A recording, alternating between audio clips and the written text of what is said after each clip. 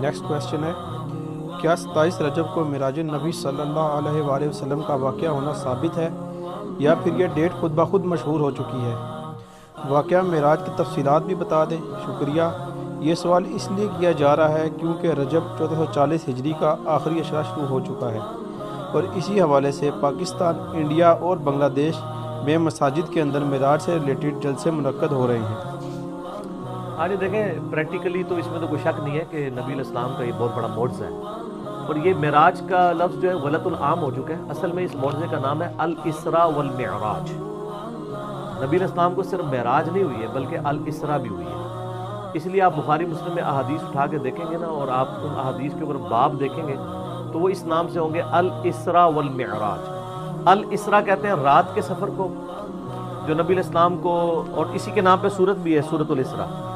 15ویں پارے کی جو سورت ہے پہلی، سٹارٹ ہی اسے ہوتا ہے سبحان الذی اسرا بعبدہ لیلا من المسجد الحرام الی المسجد الاقصی الذی بارکنا حولہ لنریہ من آیاتنا، کہ پاک ہے وہ ہستی جو اپنے بندے کو راتوں رات لے گئی بیت اللہ سے بیت المقدس کی طرف۔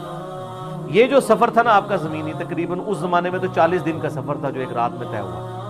اسے کہتے ہیں الاسراء، یعنی رات کا سفر۔ رات، ٹھیک ہے آپ لوگ لکھ لیں، الاسراء رات کا سفر۔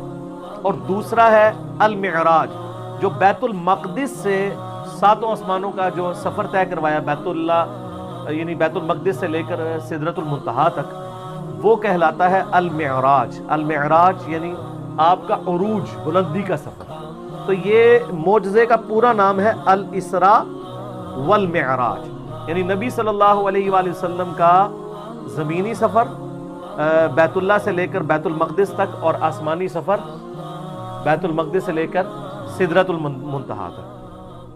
تو یہ معجزہ۔ باقی رہا اس کا رجب کے مہینے میں ہونا، اس کے بارے میں تو کوئی ثبوت نہیں ہے کہ کس مہینے میں ہوا، البتہ بخاری مسلم میں درجنوں احادیث موجود ہیں اس معجزے کے اوپر، ڈیٹس کوئی نہیں ہے۔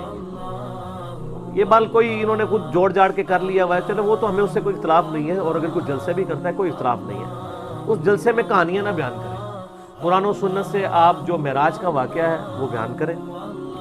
میں نے 3 لیکچرز معراج کے اوپر دیے تھے، آلموسٹ 6 گھنٹے کی گفتگو ہے وہ۔ مسئلہ نمبر 126ABC، تو وہ ظاہر اب 6 گھنٹے تو میں واقعہ معراج نہیں آپ کو بیان کر سکتا، ایک بلو پرنٹ ہی میں نے بیان کر دی ہے۔ باقی ڈیٹیلز اس لیکچر میں دیکھیں آپ، تو آپ کو ایک ایک جگہ پر یہ نہیں پتہ چلے گا کہ نبی علیہ السلام کو بیت اللہ سے لے کر بیت المقدس تک کون کون سی جگہ راستے میں دکھائی گئی۔ مسلم شریف میں آتا ہے میں نے موسیٰ علیہ السلام کو قبر میں نماز پڑھتے ہوئے دیکھا، اور سرخ ٹیلے کے پاس میں ان کی قبر بھی تمہیں دکھا سکتا ہوں۔ پھر بیت المقدس میں صحیح مسلم میں، بخاری میں ڈیٹیل آتی ہے کہ انبیاء اکرام کے ساتھ آپ کی ملاقاتیں کروائی گئی، لیکن یہ چیز کوئی عام آدمی آبزرو نہیں کر سکتا تھا، یعنی یہ غیبی پردے میں سب کچھ ہوا ہے۔ حتیٰ کہ صحیح مسلم میں آتا ہے کہ جب امامت کا وقت آیا تو جبرائیل نے مجھے آگے کیا، میں نے تمام نبیوں کی امامت کروائی۔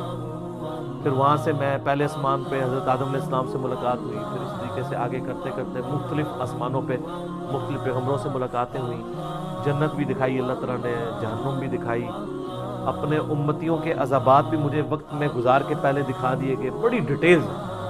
تو وہ مسئلہ 126ABC دیکھیں، بلکہ آپ واقعہ معراج، چونکہ غلط العام میں یہی لفظ چل رہا ہے تو میں اسی نام سے اسے اپلوڈ کیا، لیکن اس میں ڈیفینیشن بتائی ہے الاسراء والمعراج۔ اس کا ذکر قرآن میں بھی ہے، سورہ بنی اسرائیل کو سورۃ الاسراء بھی کہتے ہیں، اس میں نبی علیہ السلام کے رات کے سفر کا ذکر ہے، اور جو آسمانی سفر ہے اس کا ذکر سورۃ النجم میں۔ تو یہ ساری آیات میں نے کور کی ہیں، پھر احادیث بخاری مسلم سے کور کر کے پورا ایک ڈیٹیل کے ساتھ، ایک سمجھ لیں پورا وہ PhD تھیسیز ہے جو میں نے کور کی ہے۔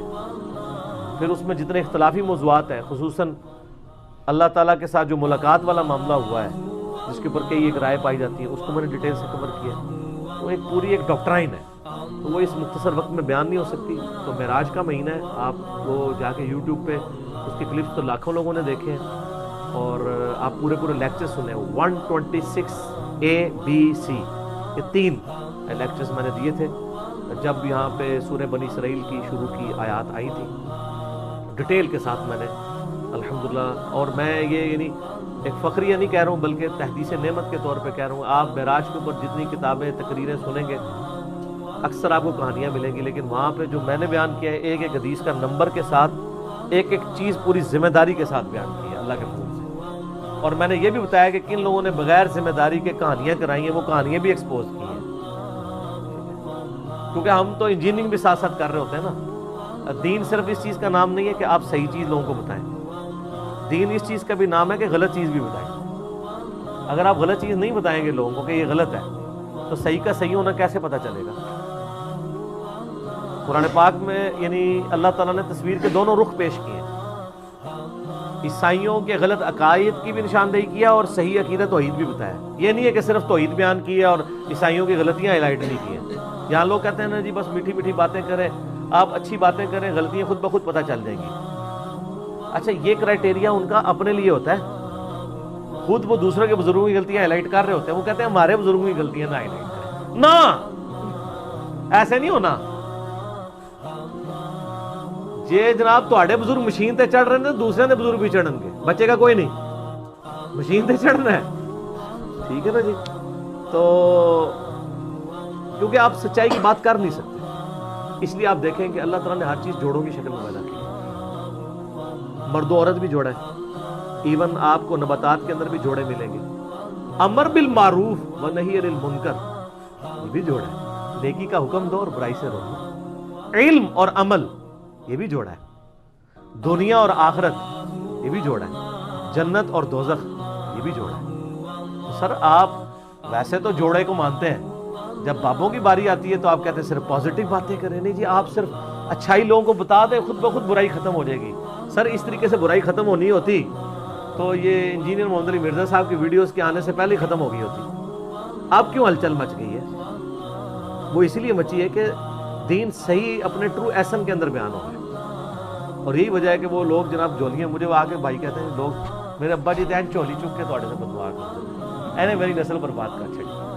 حالانکہ ان کو اللہ کا شکر ادا کرنا چاہیے اور یہ کہنا چاہیے کہ شکر ہے کہ میرے ماں باپ نے مجھے ہدایت نہیں دی تھی، آج میری اولاد تک ہدایت پہنچی اور اس نے مجھے سکھا دی. میں مرنے سے پہلے توبہ کر لی میں نے. بجائے یہ کہ آپ کی پیٹ سے آپا ڈال کے بیٹھ جائیں. اللہ کا شکر ادا کریں.